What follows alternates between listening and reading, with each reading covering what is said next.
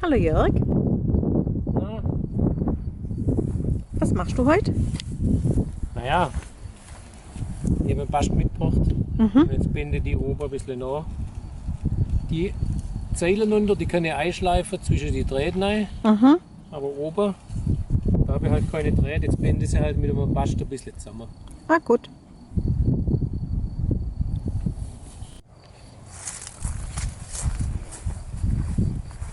Aha, ist das ein kleiner Stock, der nachgesetzte? Einer davon, ja. Das ist jetzt einer, den habe ich jetzt gerade mit einem Bast nachgebunden. Ja. Da steht nochmal so einer. Binde jetzt auch noch geschwind nach. Jawohl. Das ist schon wichtig, oder? Wegen dem Wind? Ja, dann, wenn er dann zu weit aufwächst, dann fliegt er halt um. Der braucht schon ein bisschen Führung. Manche Sorten, die wachsen ja gern geradeaus hoch und manche, die wachsen auch so ein bisschen rechts und links hinaus, oder? Ja, ich glaube, so wie es aussieht, ist der Burgunder irgendwo immer rechts und links raus. Aha. Was machst du da dagegen dann?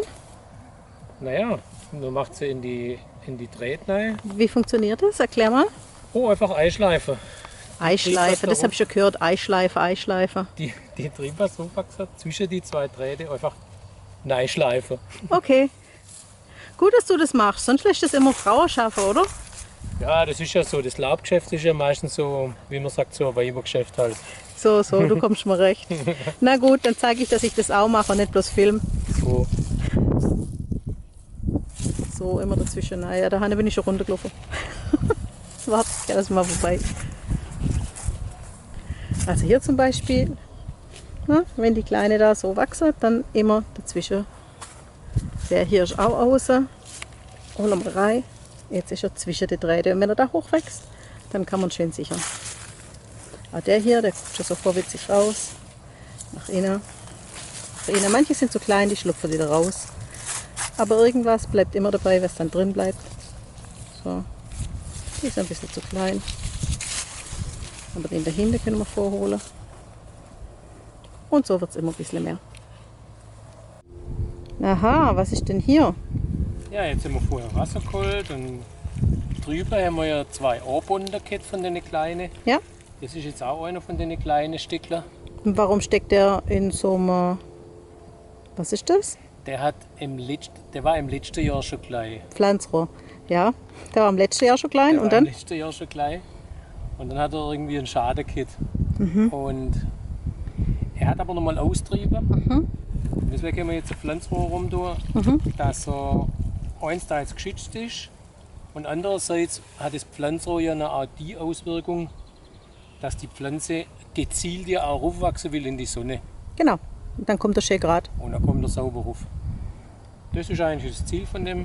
Und wie vorher am Winkelesbrunner geholt, das Wasser, da landet es jetzt. Genau.